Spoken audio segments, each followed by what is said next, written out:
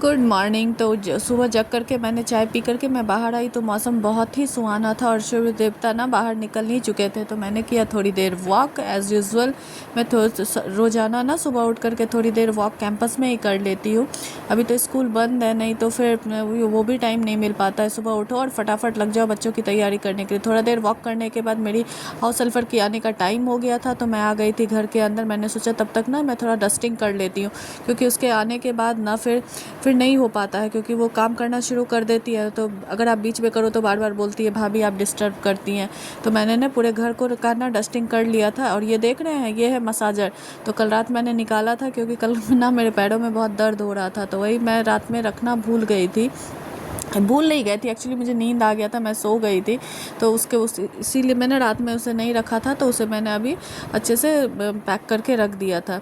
और फिर मैंने अच्छे से, अभी ना धूल का जो टाइम है ना, इतनी तेज़ हवा चलती है ना, जो कितना भी आप डस्टिंग कर लो ना, फिर भी ना हर जगह आपको ना एकदम धूल ही धूल नज़र आएगा। तो मैंने अच्छे से पूरे रूम का डस्टिंग कर दिया था। और इस रूम में ना बच्चे सबसे ज़्यादा रहते हैं, क्योंकि ना ये टीवी यहीं पे लगा हुआ है ना, तो बच्चे का मोस्टली टाइम ना पढ़ाई के बाद इसी रूम में 90% टाइम इसी रूम में जाता है। एक तो ये धूल के कारण गंदगी फैलती है, और दूसरे बच्चे इधर चॉकलेट खा करके, इधर बिस्किट का रैपर, इधर कुछ फैला दिया। तो इस रूम का ना डस्टिंग में ना मुझे बहुत ज़्यादा टाइम जाता है।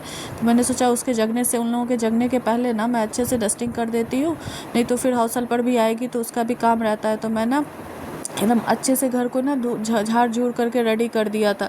और मैंने तब तक आ गई थी मेरी हाउस हेल्पर, और वो अपने काम में लग गई थी।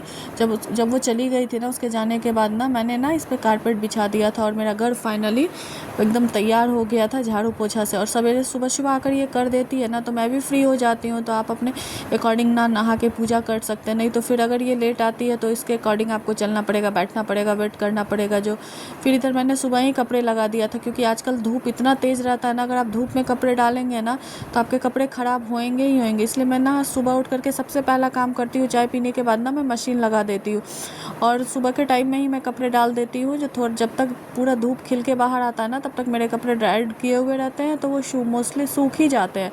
तो मैंने सोचा ना पहले बाद में मैं किचन में जाऊँगी, सबसे पहले मैं कपड़े पसार लेती हूँ, क्योंकि एक बार अगर आप किचन में चले गए ना, तो फिर बाहर की दुनिया से लगता है कि जैसे कोई कनेक्शन ही नहीं रहता है जब तक ये ऑफिस नहीं जाता है। तो कपड़ा पसार करके ना मैं लग गई थी।